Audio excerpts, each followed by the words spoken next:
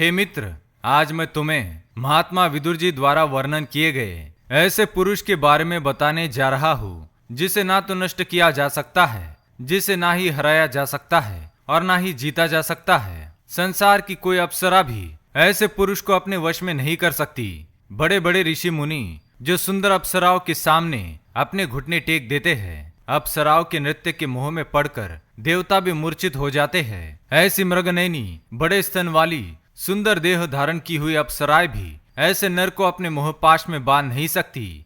महात्मा विदुर जी ने अपनी नीति में एक उत्तम पुरुष का वर्णन करते हुए उसके 4 गुणों के बारे में बताया है।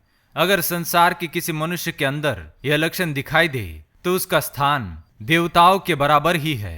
आकाश से देवता भी ऐसे पुरुष के सामने शीश झुकाते हैं। दोस्तों, महात्मा विदुर जी के बारे में आपको नहीं पता तो आपको बता दे कि विदुर जी स्वयं धर्मराज के ही अवतार थे। मांडव्य ऋषि के श्राप के कारण उन्हें एक दासी के गर्भ में जन्म लेना पड़ा था। इसी कारण विदुर जी इस समस्त संसार के प्राणियों के भूत भविष्य के बारे में भली भांति जानते थे। मृत्युलोक छोड़ने से पूर्व विदुर जी ने धर्मराज युधिष्ठिर को बहुत ही महत्वपूर्ण ज्ञान दिया था जो इस संसार के कल्याण के लिए सर्वोत्तम माना जाता है। आज हम आपको बताएंगे विदुर नीति के अनुसार ऐसे एक उत्तम पुरुष के 4 लक्षणों के बारे में जिनका स्थान देवताओं के बराबर है, अतः इनकी सर्वत्र पूजा की जाती है। ऐसे माननीय लोग अपने पुरुषार्थ से संसार में कीर्ति पाते हैं और मृत्यु के पश्चात भी मोक्ष को प्राप्त करते हैं। तो आइए जान लेते हैं। महात्मा विदुर अपने श्लोक में कहते हैं, भावमिच्छति सर्वस्य ना भावे कुरुते मनः सत्यवादी मृदर्दांतो यस उत्तम पुरुषः। पहला लक्षण, भला चाहने वाला। महात्मा विदुर जी कहते हैं, ऐसा मनुष्य खोजने पर भी नहीं मिलेगा जो सभी का भला चाहने वाला हो। इतना ही नहीं, वो तो उसे कष्ट देने वाले शत्रु का भी भला चाहता है। किसी का बुरा हो जाए, किसी की मृत्यु हो जाए, ऐसे बुरे विचार उसके मन में कभी नहीं आते।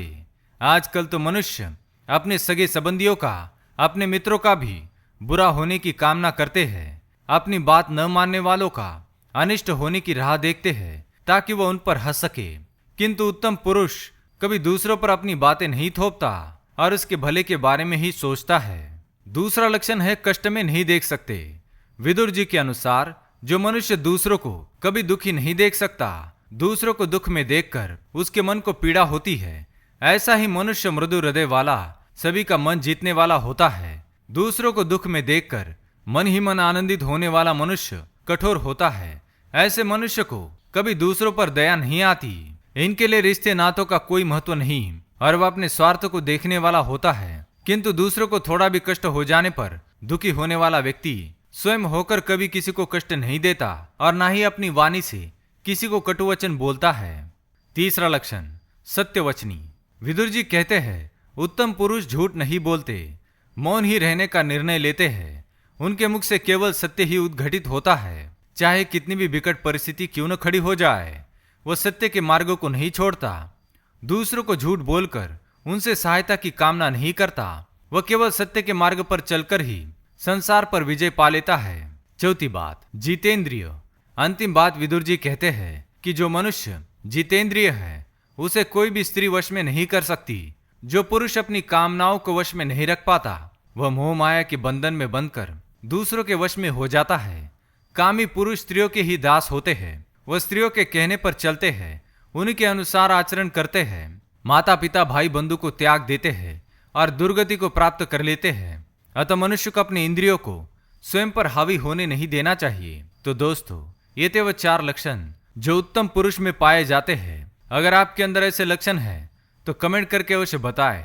वीडियो पसंद आए तो लाइक करें, चैनल को सब्सक्राइब करें। धन्यवाद।